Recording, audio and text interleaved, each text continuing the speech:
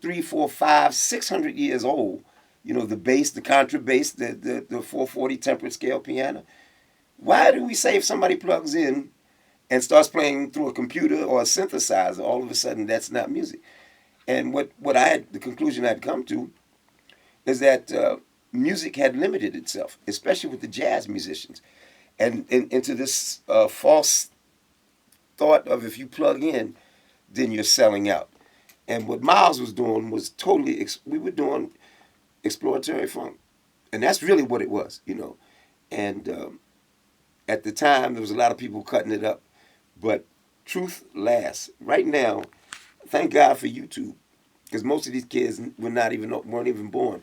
But when you look on those clips now that they've got up there, you'll see the conversations are like, oh my God, I didn't know what this was about. Also, Miles was highly political at that time.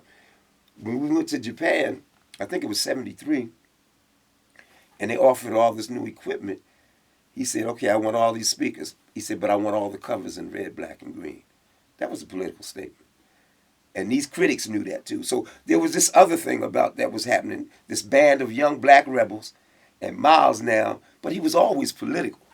But it was becoming overt, and we really didn't care what they had to say. But it was like, this is where we're going, and we don't care. Talk about the Jack Johnson album, which is one that I think it was one of the major ones when he made the change. Jack Johnson, I wasn't on Jack. I'm sorry. No, no, no, Oh, no. okay. But On the Corner. I can still. Okay, continue on the corner. Yeah, talk. On the Corner. On the Corner was the first time the critics just actually, this is horrible. I remember I read one review where a guy said it was voodoo music.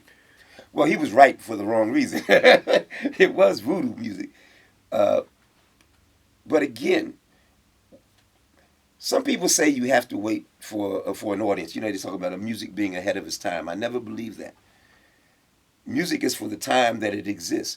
We didn't have to wait for a new audience of listeners. We had to wait for a new creation of critics. Because we would play night after night and the joint is packed. Young people like, what the hell did I just watch? And walking out like, this is new music. The next morning, you get some of these corny old jazz guys. First of all, we weren't playing jazz. So why are you writing about jazz, okay? Using jazz as a reference. But the people were getting it. But the critics who couldn't get it because they were too arrogant to ask, hey man, what are you playing? It was a new vocabulary. But now you got young critics who listen to it now and are able to understand how far ahead that music was. What would I mean? My impression was that Miles was influenced by what he was hearing with Sly and James Brown. Would you say that was?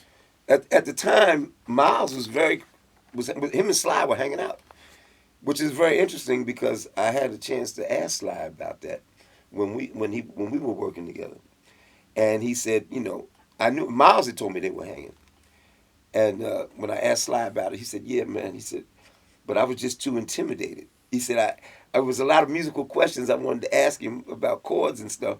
And he said that was one of the reasons why we were close. He said, you play those blankets. That's what he called them, those kind of colors in the jazz chords. And so they were hanging. Matter of fact, I heard the In Time album way before it was released because Sly came by and gave an acetate copy to Miles. And I mean, that was an amazing album, you know. But yeah, he was influenced by all that. Miles, more than anybody that I've ever been around, was a completely eclectic musically. Because you'd go in there, he's listening to James Brown, and then 15 minutes later, he's got on Stockhausen and Stravinsky. He never played his music. Miles never played his music. It was always everybody else's. And that was one of the things that I thought was wonderful. But all those great cats are like that. Train never talked about himself. Sonny Rollins, they always talked about how great everybody else was. And that was a great lesson for me. Number one, go with what you feel and commitment. That's the word I'm looking for. Be committed to the direction you're going and don't waver. If you fall on your face, then you fell on your face your way. You know.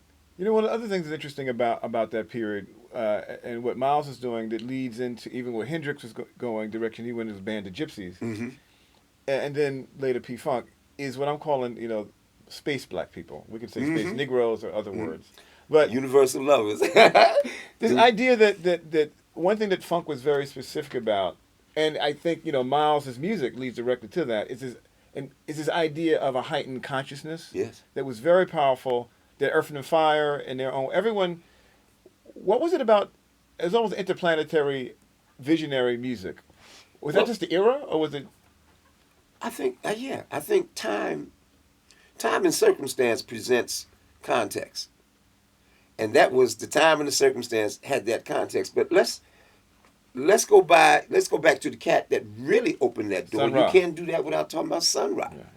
Okay, and for those who were listening, you got to listen to Sun Ra. Once you listen to Sun Ra, everything else makes sense. Now he may not make sense because you got to really kind of be into Sun Ra. I'll never forget the first time I saw Sun Ra.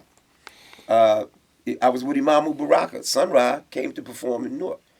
So after he played for 4 hours, I'm sitting there mesmerized. I'd never heard nothing like that in my life. So we go backstage, and the Imam who introduced me, he said, "Yeah, this is Mtume." And I said, "Sun Ra, my pleasure. Very nice to meet you." And he looked at me. He said, "Why do they have crosses in graveyards? Why are there crosses?" I'm like, "Okay." So I know there's got to be something to this. So I'm